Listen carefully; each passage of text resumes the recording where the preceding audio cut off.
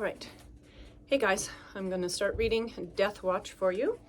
So this is Deathwatch by Rob White. And chapter 1.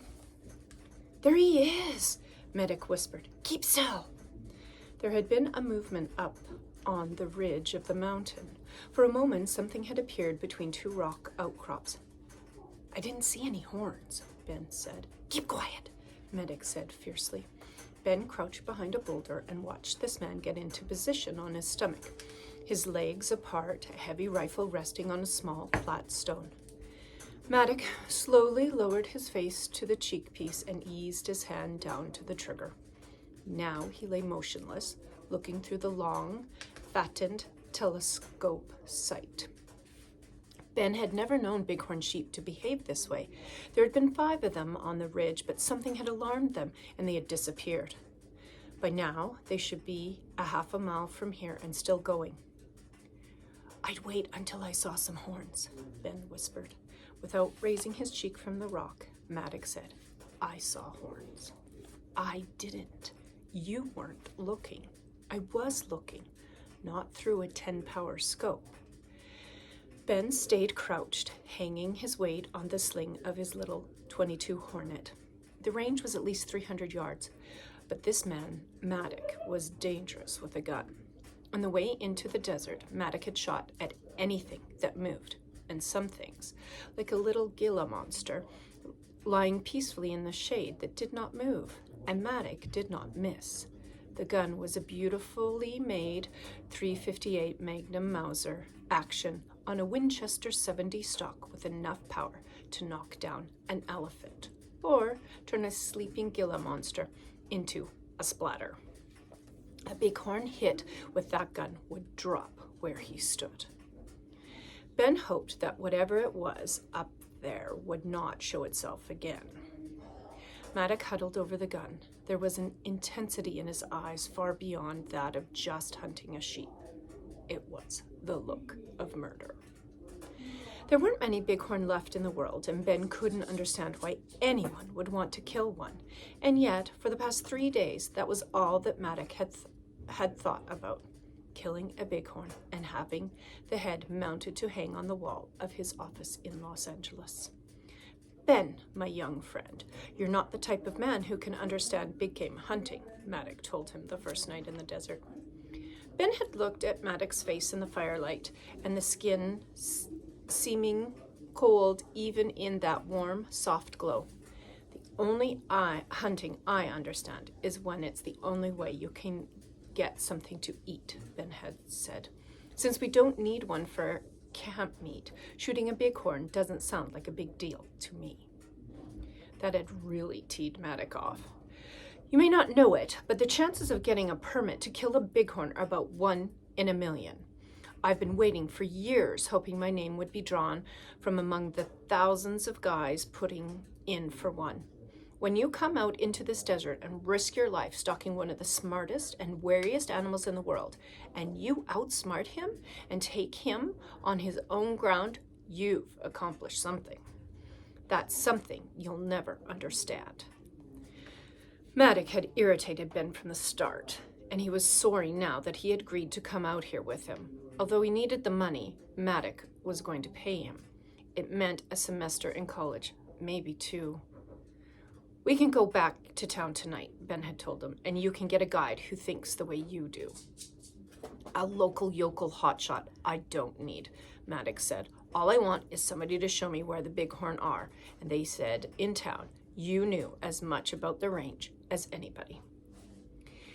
If this is a big competition between you and a sheep, Ben had said, why don't you feel a lot better doing it by yourself?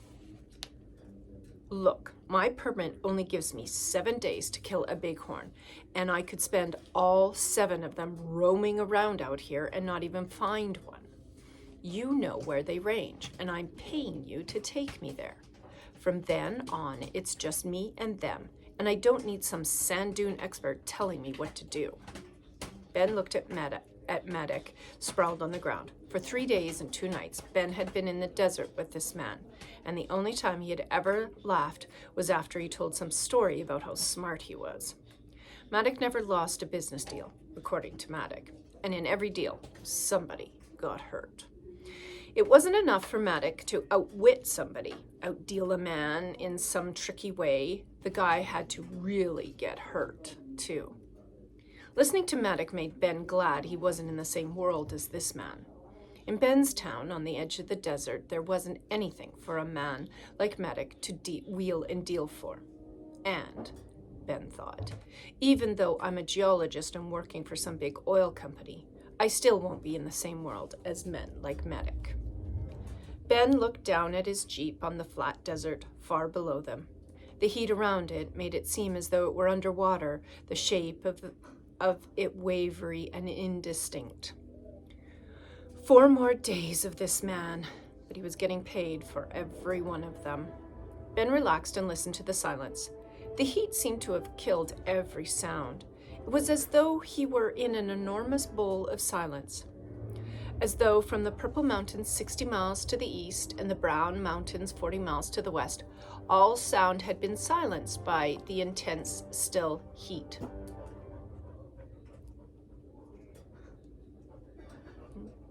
Even a plane from Edwards Air Force Base, the plane itself invisible, moved in silence, leaving 2 thin, white lines across the hot blue sky. The sound of the gun was absolutely enormous. It was as though it had shattered the ground and cracked the blue vault of the sky and rolled the mountains back. The thing roared and echoed and lunged into the silence and seemed to roll on mile after mile, never to stop. And then, just as suddenly, there was the dead silence again. Maddock's voice sounded small and flat after the great roar of the gun. He didn't even seem interested in what he was saying. Well, I got him. He was still lying prone as he worked the bolt and brass empty, flicking it out and sailing end over end, then tinkling down among the stones at Ben's feet. He reached down and picked it up, tossing it from hand to hand, for it was still hot from the explosion and the desert. Maddock rose slowly and pulled the rifle up by the sling. He took the lens cap out of his pocket and carefully fitted them on the ends of the scope. Your uncle tells me you're working to get money to go to college, Maddock said. That's right, Ben said, wondering why Maddock suddenly wanted to chat. Maddock dropped the clip out of the gun and slowly replaced the cartridge. You want to make a deal? He asked.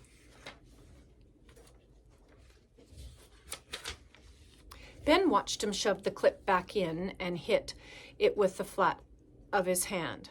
Maddock looked up. Well, what sort of deal? Money, Maddock said, for school. You see, Ben, this is the only chance I'll ever get for a bighorn. They'll never pull my name out of that hat again, not in a million years. So, naturally, I want a good specimen, a ram with a really good rack I can be proud of. You said you saw horns. I did, but not for long enough to tell whether a tip had been broken off or if they were all chipped from fighting. You never can tell until you've really examined them, you know. What's the deal? It really doesn't even involve you, Maddock told him, but I'm giving up a week of my time and going to a lot of expense to get a good specimen. That's all I want. So let's go take a look at what I killed. But if it isn't a good specimen... Maddock stood looking at him, smiling now. Ben thought of the bighorn. He usually saw them when the sun was low and the hard blue of the sky was fading into broad bands of soft colors and the mountains were turning purple.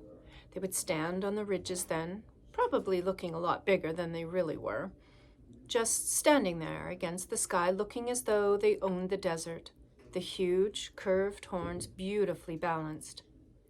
He had a feeling that when he and Maddock got to the top of the ridge, that sheep with the .358 Magnum through it, it was going to look small and forlorn and pitiful.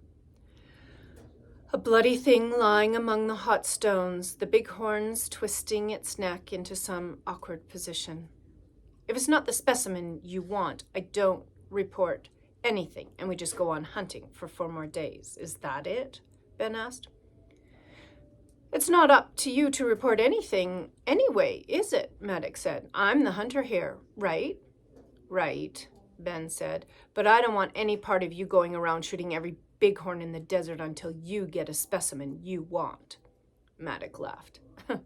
Ben, now you know as well as I do that I probably won't even get another shot at one, so don't be a Boy Scout.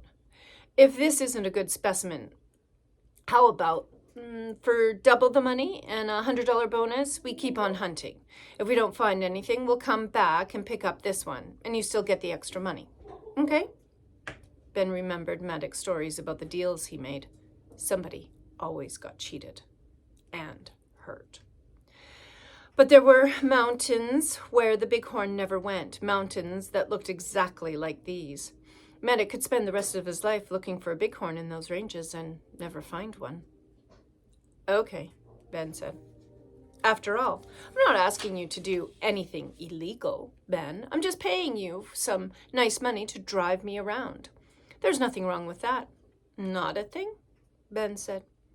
Then it's a deal, Maddox said, slinging the gun over his shoulder. Ben watched him start up the ridge, his feet on the stones, making a lot of noise in the silence of the place.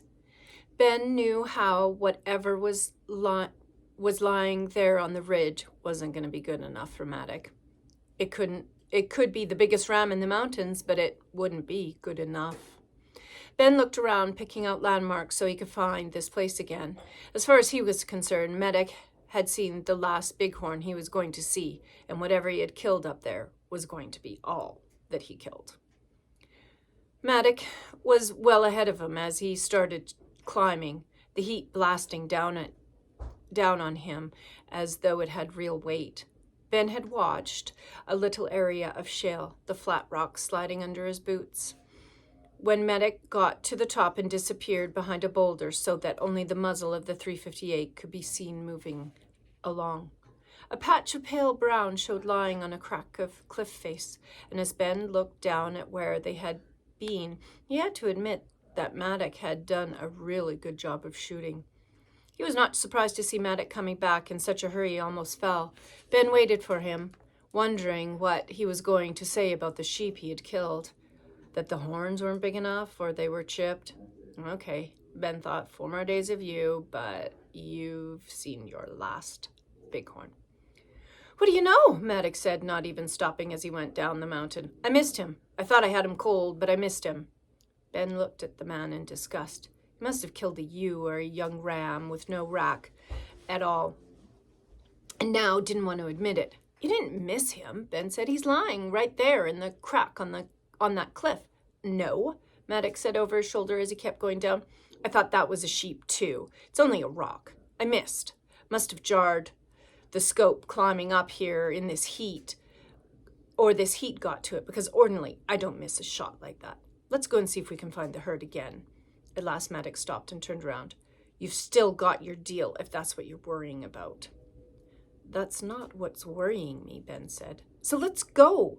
If we can get around these mountains before sunset, we might see him again. Ben looked up at what he had thought was a dead sheep. What difference did it make to him that Maddox was a liar?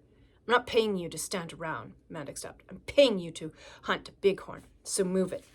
The only thing that interests me, Ben said quietly, is that rocks don't bleed much. He pointed with his thumb at the pale stone of the cliff. From the bottom of the V where the stone had cracked, a trickle of blood, very dark, red in the hot sunlight, ran slowly, the heat congealing it on the stone face. Maddox, his head down, walked slowly back up to where Ben was standing. Then he lifted his eyes and grinned. I'm a liar, Ben. I didn't miss that shot. Remember? You told me to look for horns, and I said I seen 'em. I was lying then, too. I shot a little female. I just didn't want to tell you because I was afraid you'd call off the hunt. You understand that, don't you, Ben? Ben shrugged. Okay, I'll bury it. Why bother? Because the game warden will spot her from his chopper and know who killed her. Is one reason. You want some more? You can't see her from the air. I had a hard time finding her. I was right on top of her before I saw her. You're not a game warden, Ben said and kept climbing. Ben! Maddox said, then kept moving. Ben! Ben glanced back at him. We'll lose the rest of the day, Maddox said. I'd rather take my chances with the game warden than lose a whole day just burying a dead sheep. Come on, buddy. Let's get going. The trouble with Maddock is, Ben thought, he's always right. There really wasn't much point in lugging that dead weight down the mountain side to bury it in the sand. Here the vultures would be at it by dawn. By nightfall the coyotes would be there, and soon there would be nothing left but a few scattered bones which the rodents would in time destroy. And what difference does it make to me, Ben thought, if the game and fish department gets all over this guy? He looked up once more at the blood, now dried on the stone. He was closer to the broken stone of the cliff now, and his angle of vision was different, so that he saw further into the fissure of the stone.